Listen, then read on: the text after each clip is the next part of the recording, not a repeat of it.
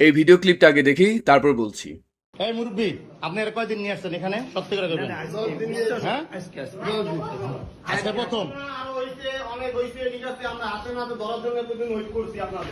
আচ্ছা, শুনেন, এই রুম ভাড়া করছেন নীলার থেকে? আমি জানি না, আমার একটা ভাগ নিয়ে আসে, সেইটি ভাগ করছে। ওই যে ড্রাইভার। হ্যাঁ, ও দেখা দিয়েছে। আপনি অন্যায় করছেন। হ্যাঁ, আপনি অন্যায় করছেন। আপনি একজন জামাত হয়ে কিভাবে কাজটা করলেন? মেয়ের লোক লিয়া না, এমনি না, আপনি একটা ঘরের ভিতরে। আপনারা কয়দিন আছেন এই নিয়ে? বলেও যে হবে না বলেও তো আপনি তো এটা নিয়ে তো ঝামেলা করবেন, এটা তো জানি। হ্যাঁ, তোরে জিজ্ঞেস করি কিনা।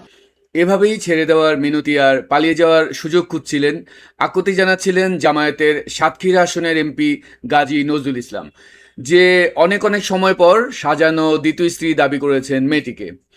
এখন আপনারাই বলেন, মরিয়ম নামের ওই মেয়েটি যদি সত্যি ওনার স্ত্রী হতো, তাহলে কি এভাবে নার্ভাস হওয়ার কথা? কথা না। আচ্ছা, ধরা খাওয়ার পর কি উনি একবারও বলেছেন যে এই মেয়েটি তার দ্বিতীয় স্ত্রী? একবারও বলেননি। তাহলে হাইকমান্ড থেকে যখন তাকে নির্দেশ দেওয়া হলো, তারপর থেকেই উনি তাকে শুধু স্ত্রী না, পুরো শ্বশুরবাড়িকে ক্যামেরার সামনে নিয়ে আসলেন।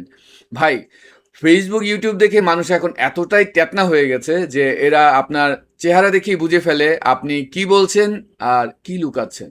জামায়াতের এখন কি উচিত জানেন? নিজেদের দল থেকে ইসলাম নামটা মুছে দেওয়া। তারা ইসলামের নামে যেভাবে বিভিন্ন অনাচারে লিপ্ত হয়েছে, তাতে শুধু ইসলামের বদনামি হচ্ছে, আর কিছুই হচ্ছে না। আপনারা এও জানেন, এর আগে একইভাবে হেফাজত ইসলামের নেতা মামুনুল হকও রয়্যাল রিসোর্টের 501 নম্বর কক্ষে ধরা পড়েছিলেন। এখানে সবচেয়ে আগ্রহদীপক বিষয়টি হচ্ছে, এরা ধরা পড়লেই সঙ্গে থাকা নারীটিকে এক পর্যায়ে স্ত্রী বলে দাবি করেন, হোক সে মেয়ের বয়সী, হোক সে নাতনির বয়সী, কিংবা অন্য কারো স্ত্রী। তারা দাবি করেন এটা তার দ্বিতীয়, তৃতীয় বা চতুর্থ স্ত্রী। এই ভাইরাল ভিডিওটিকে প্রথমে জামায়াতের অনলাইন বাহিনী এআই নির্মিত বলে প্রচার করার চেষ্টা করেছিল, কিন্তু পরবর্তীতে বিভিন্ন ফ্যাক্ট চেকের মাধ্যমে প্রমাণিত হয় যে ভিডিওটি ভুয়া নয়। এরপর এমপি নিজেও একটি বিবৃতি দিয়ে এই ঘটনাটি স্বীকার করেছেন। তবে এখানে তিনি যেটা প্রথমে করেননি ধরা খাওয়ার পর, সেটা পরবর্তীতে করেছেন। ওই মরিয়ম মেয়েটিকে তিনি তার দ্বিতীয় স্ত্রী বলে দাবি করেছেন। এখন পর্যন্ত জামায়াতের পক্ষ থেকে আনুষ্ঠানিকভাবে কোনো সিদ্ধান্ত আসেনি যে তারা তাদের এই চরিত্রবান এমপিটির বিরুদ্ধে দলীয়ভাবে কি ব্যবস্থা নেবে। আমার তো মনে হয় তাকে শুধু দল থেকে বহিষ্কার করাই যথেষ্ট নয়, বরং দলের নাম থেকেই ইসলাম শব্দটি বাদ দিয়ে অন্য কিছু যুক্ত করা উচিত। স্বরাষ্ট্রমন্ত্রীর কথা মনে পড়ে গেল, তার ভাষাতেই বলি, গাজী নজরুল ইসলাম যেমন ইসলাম নয়, ঠিক তেমনি জামায়াত ইসলামও ইসলাম নয়। সুতরাং এই জামায়াত ইসলাম থেকে আপনারা ইসলাম নামটি দয়া করে বাদ দিন। আপনারা জামায়াত নিয়ে রাজনীতি করুন বা অন্য কিছু নিয়ে রাজনীতি করুন, এই ইসলামকে আপনাদের হাত থেকে রেহাই দিন।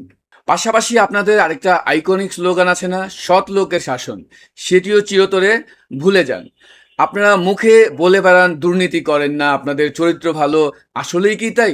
দেশ বিদেশ থেকে আসা কোটি কোটি জাকাতের টাকা আপনারা মেরে দেন, ইসলামের নামে ব্যাংক লুটে নেন, এরপরও কোন মুখে নিজেদের সাধু সন্ত চরিত্রবান দাবি করেন আমি বুঝি না। আমি সত্যি বুঝতে পারছি না, এত কিছুর পরেও জামায়াত এমন চুনকালি মাখা মুখ নিয়ে কিভাবে সংসদে যাবে? আচ্ছা, আপনারাই বলেন, তাদের কি আর সংসদে যাওয়ার মুক্তি আছে?